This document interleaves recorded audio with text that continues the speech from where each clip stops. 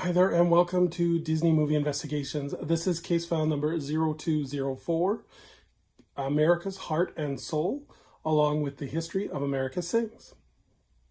So for those of you, this is their first time watching, what we do is every week we take a Disney movie on Disney Plus, and we break it down and look at its history as well as its impact within the world of Disney. And then occasionally from time to time with the shorter movies or the movies that don't have as much impact, we take a look at a aspect of Disney and look at its history. So like I said, today's case file is 0204, America's Heart and Soul. And this was released on July 12th, 2004. And it was directed by Louis Schwartzberg. And it was produced by Blacklight Films. And it had a box office of 314,402. I couldn't find how much it cost to produce or anything, but I imagine it wasn't a huge budget to it.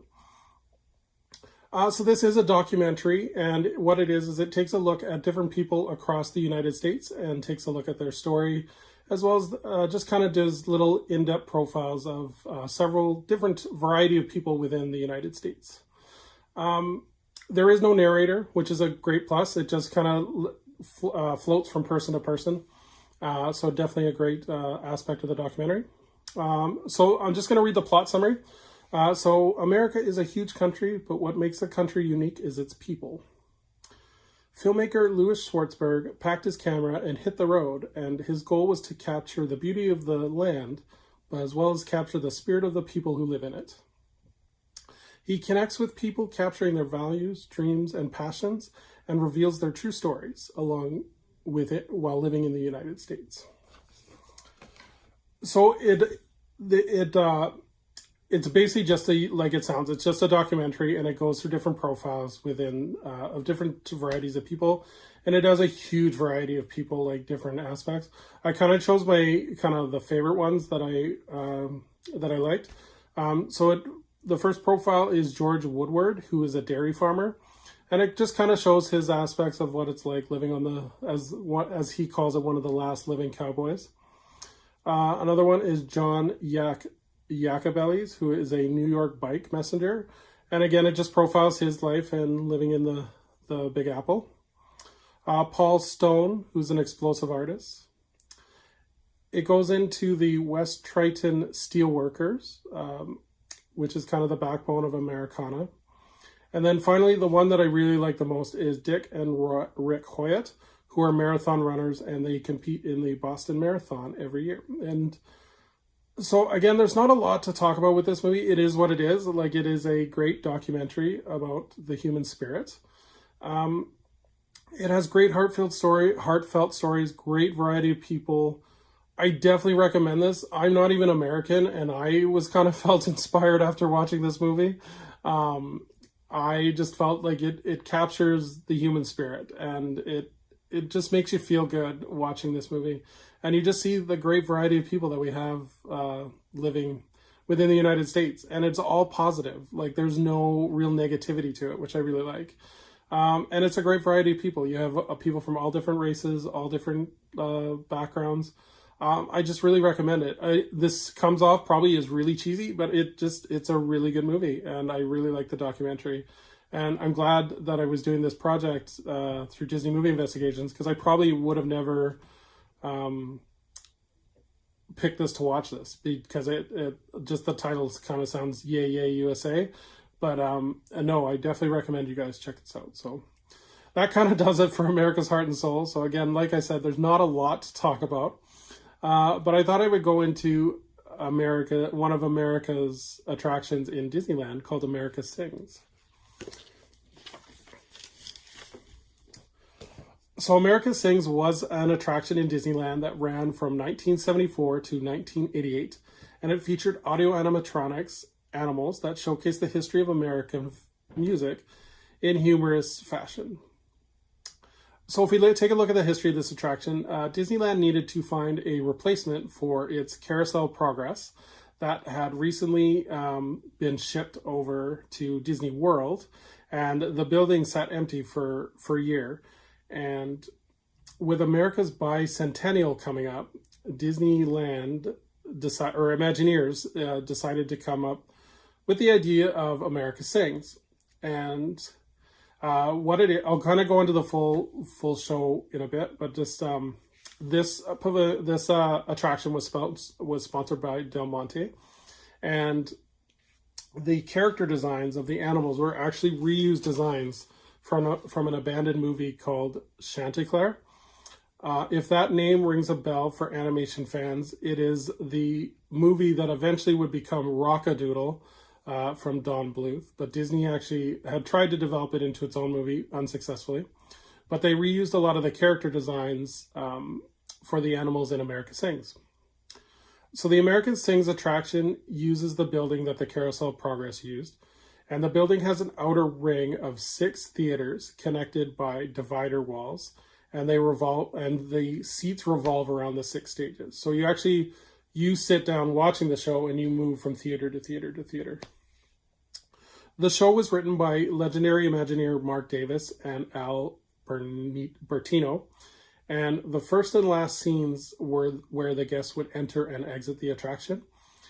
And the show features 39 different songs sung by animatronics and 115 different animatronic animals. So now that we kind of know the backstory of it, let's look at the show. The show was hosted by by American Eagle named Sam, and he was voiced by Burl Ives. If that name sounds familiar, if you've ever seen the Rudolph the Red-Nosed Reindeer Christmas special, the stop-motion animation one, he actually was the voice of the snowman and the narrator. And then along with Sam was his friend, an owl named Ollie, who was voiced by Sam Edwards. And for longtime Disney fans, he was actually the voice of Thumper in Bambi. So Sam and Ollie would be your narrators, and they would appear in each and every scene in different costumes depending on the location they were in. And they would sing a version of Yankee Doodle Dandy as a way to transition from scene to scene. Along with Sam and Ollie would also be Weasel that would pop out and sing Pop Goes the Weasel from time to time as a kind of a running gag throughout the show. So the intro of the show has Sam welcoming guests, and he sings Yankee Doodle Dandy, as well as Jeannie with the light brown hair. And then you transition into the Deep South, which features songs Dixie, Cabtown Races, Polly Wolly Doodle, My Old Kentucky Home, and Down by the Riverside. From there, you transfer into Headin' West, which features songs I've Been Working on the Railroad, The Old Chris Home Trail, Home on the Range, and Who Shot a Hole in My Sombrero. That last song, Who Shot the Hole in My Sombrero, was originally sung with a animatronic dog with a Mexican accent. This did not go over well, and the press ate them alive in terms of stereotypes. So it was quickly changed to a Texan accent. From Headin' West, we head to the gay 90s, where songs were included The Old Gray Mare, Sweet Adeline, Tara Boom Today, and Down in the Licensed Saloon. And then the final act, we go to Modern Times, which features Hound Dog, Shake, Rattle, and Roll, Singin' in the Rain, Twistin' USA, and Joy to the World. And then finally, we head back to Sam and Ollie, where they reprise Yankee Doodle Dandy one more time, and then the guest exits to the sounds of Stars and Stripes Forever. Disney really got behind this. Not only was it America's bicentennial that they were really behind, they actually created Sam Eagle walk-around character to kind of promote this ride before it opened, as well as they made a record for guests to purchase. And it featured all the songs on there, including the original Who Shot the Hole in My Sombrero. And then, as well as when they did the opening ceremonies for this ride, they actually had Burl Ives himself come down and do the ribbon cutting ceremony for this attraction. So this ran for a number of years, but after the bicentennial had passed, the attraction fell out of place because I think I forgot to mention, but the attraction was located in Tomorrowland, and they felt like a lot of people felt this was out of place with Tomorrowland celebrating kind of the history of America. So the ride ultimately closed on Sunday, April 10th, 1988. And the the animal animatronics would actually be reused because it kind of worked out really conveniently because Splash Mountain opened up a year later, and they reused all the animatronics from America Sings in Splash Mountain, which are still there to this day. And so the ones that were not, they used most of them in the story of Splash Mountain, like the two vultures that were part of the Head and West are actually used in the right before the big drop of Splash Mountain. But the ones that were not able to be retrofitted into the story are actually on the final showboat scene after you do the big drop. So they're all still there, with the exception of two of the geese that were part of the chorus in the Deep South part of the ride were actually stripped down and used as two droid animatronics on Star Tours. And they actually are still there to this day. The only change they made is they replaced the head of a geese to more of a droid attraction. So that's, or a droid head. So it's kind of, next time you go see Star Tours, kind of make sure you take out the lookout for that. And then the stork that was used in the rock and roll stork used in the modern times is actually used as for Imagineers to train audio animatronic programmers, and this is kind of their final exam to train the stork to do the hound dog sequence in America Sings. So the building closed with a big sign of Sorcerer Mickey promising guests that a new attraction would soon be on its way. The building, however, was not touched for 10 years. It was used for office space, storage. Sometimes they used it for cast member meetings, training sessions, stuff like that. Eventually, in 1998, it would be reopened as Innoventions. And they used some of the revolving theater as part of that, but a lot of it was closed off still. And then in 2015, they closed Innoventions and turned it into the Tomorrowland Expo Center. And to this day, I think it's used as the Star Wars Gateway. So they use meet and greets for several of the Star Wars characters. So that does it for America Sings. I had never seen this attraction. I didn't, unfortunately, get to Disneyland until 2009. So I never got to see Disneyland when America Sings. Probably I wouldn't have appreciated it anyways, because in '88 I would have been like 5 years old. So I probably wouldn't have gotten any of the references and any of the gags.